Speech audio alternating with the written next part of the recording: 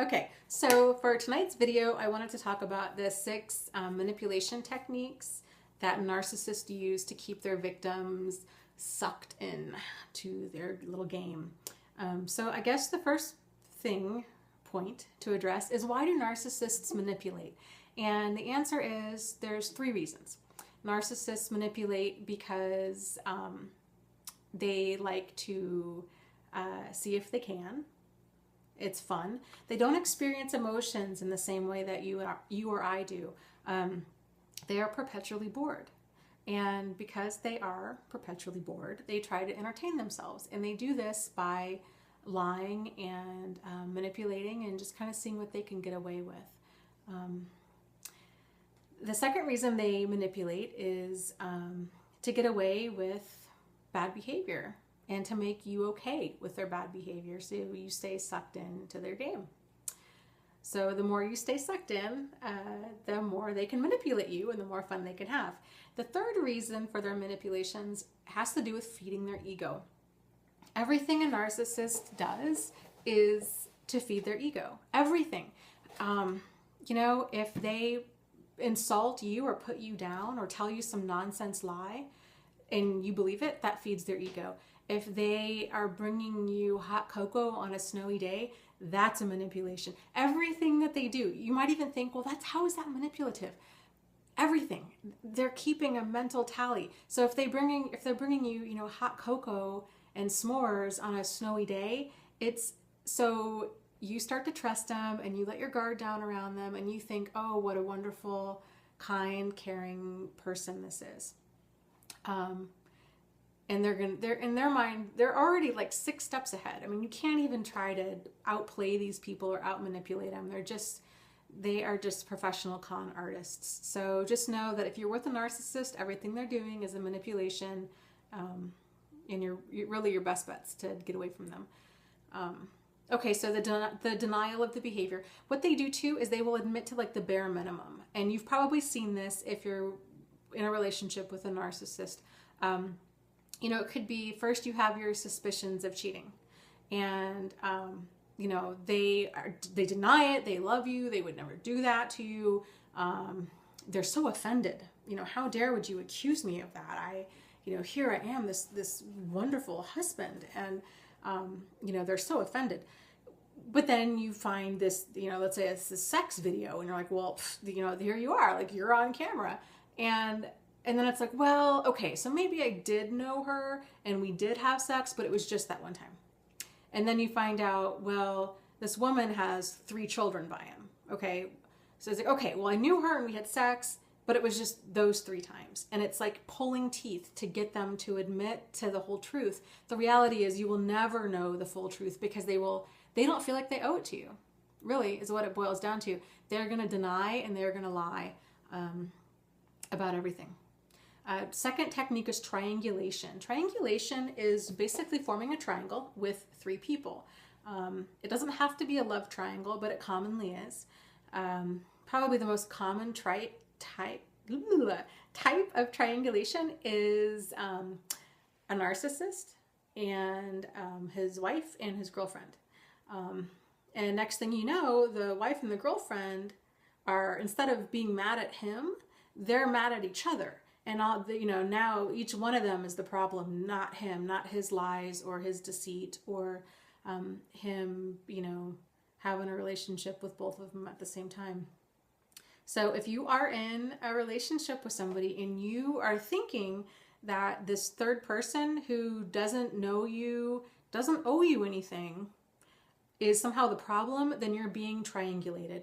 And narcissists love to triangulate, okay? 2 reasons why they love to triangulate. The first one is it gets the heat off of them, right? So they're not the problem. Now you're so focused on not their behavior, but on the other person being the problem, that it takes the heat off of them. The second reason is because it feeds their ego, right? So now they've got 2, especially women, right? Like if there's this cheating craziness going on, they've got 2 women fighting over him. Are you kidding? They love that. They're eating that up. Don't fall into it. Make sure that you're upset with the right people for the right reasons. Okay, third reason, pity. This one happens a lot. I talked about this before, I think in my last video. Yes, I did, on hoovering. The common pity ploys of a narcissist are that they have cancer, somebody that they know has cancer, that they are suicidal, that they need to go to detox or some sort of rehab, or possibly even that they are hearing voices and the voices made them do it. I am not even kidding you. I heard this from the last narcissist I dated. I actually heard every single one of those pity ploys from the last narcissist I was seriously involved in. It was absolutely effing ridiculous. He blamed his behavior on alcoholism and a drug problem I was not aware that he had. He checked himself into rehab. He, at that point, I think was threatening suicide. Actually, no, when he first left, his whole excuse was that he had to go because he had to go take care of his ex-wife who had cancer. And he needed to be there for her because he had had cancer, and he would never have anybody that he had once cared for. He would never allow them to go through that alone. So he's the hero, right? And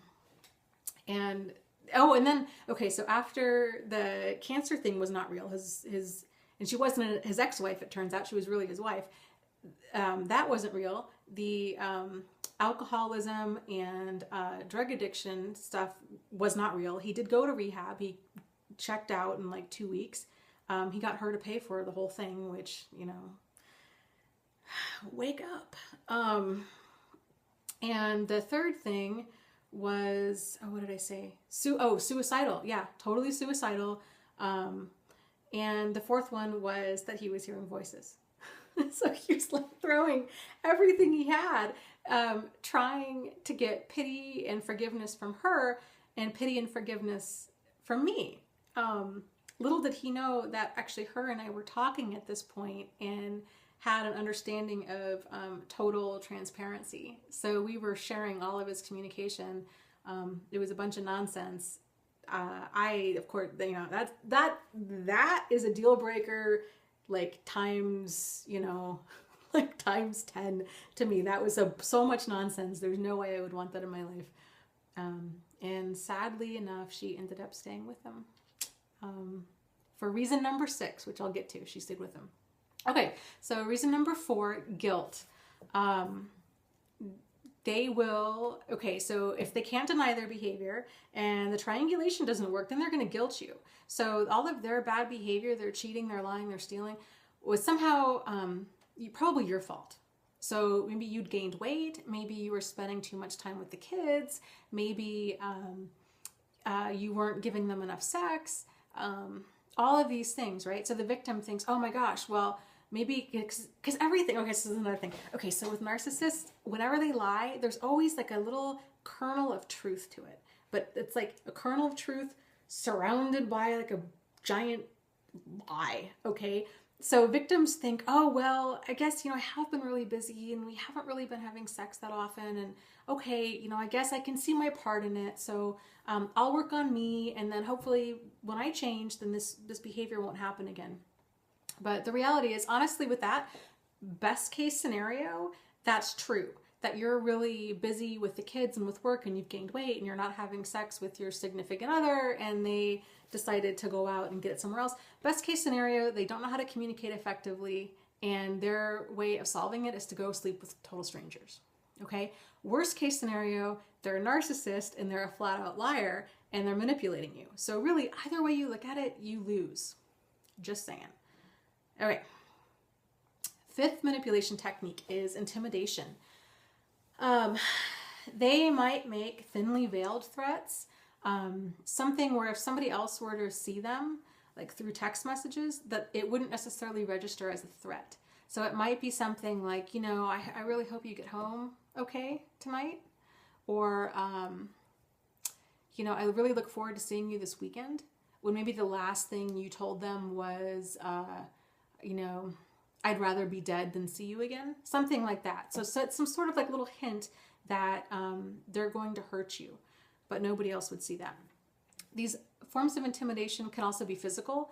They could be, punching walls, kicking the dog, slapping the kids, smashing furniture, stuff where you're absolutely terrified that it's going to be you next. Or the intimidation might actually be like hands-on physical intimidation where, you know, they are, you know, flat out attacking you, beating you up, raping you. I knew a woman one time, her abuser, and she's actually okay with me telling the story. I'd asked her about this years ago.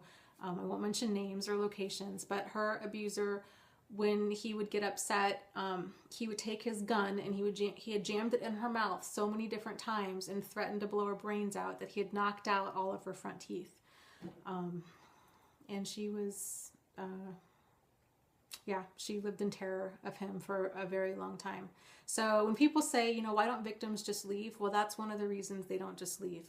Because sometimes, even if a person's busting your teeth out with, you know, the barrel of a gun, victims often feel like, well, at least I know where he is, and at least I can kind of walk on eggshells and dance around that and maybe have some sort of control of his behavior. Or if I leave, he will, there's this feeling, and they're probably right, where he's not going to stop until he finds them and kills them. I've worked with a lot of women that were in that situation. If you are in this situation, male or female, I want you to know that there is help out there. Domestic violence shelters, there's a huge network across the United States, probably even across the world, where we can make people disappear, and we have before. So call a shelter. They can move you across the country. They can help you change your name. They can help you change your social security number. They can make you disappear. Okay, so please don't, because you're terrified, don't let that make you think that you're stuck, because you're not. Okay. Hope. The last reason victims tend to stay is because narcissists do a great job of getting them to believe that there's hope. Hope that they'll change. Hope that their relationship will eventually be like what they want it to be. I asked a narcissist one time why he thought that women stayed. And he looked at me and he said, it was really creepy. He said, because hope dies last. So they know that. Okay, so they're going to tell you all kinds of things to give you hope. And the reality is, things don't ever change for the better. They only change for the worse. They only get worse. Narcissists and sociopaths and psychopaths, now they're called antisocial personality disordered people, but those people, they don't change. Therapy does not help. In fact, therapy often makes them worse. Medications do not help. There is no helping these people, and there is no sense of holding on to hope for your relationship. To do so is to really just throw a lot of your life away, unfortunately. So if you're going through all this, please know that you're not alone. I went through all of this, and you know, I made it out, and I have a great life, and you can too. So I would encourage you, even though the therapy won't help a narcissist, it definitely will help you. It really helps to have a neutral third party to bounce a lot of these feelings off of. Support groups are great too. I have a support group on Facebook, and I'll put my link down below. You know, feel free to chat me up on Facebook. My website I'll put down below too. It's narcissistsupport.com, and my Facebook group, you can find me there. It's Narcissist Support. I don't have all the answers, but I'd like to think that I do have quite a few.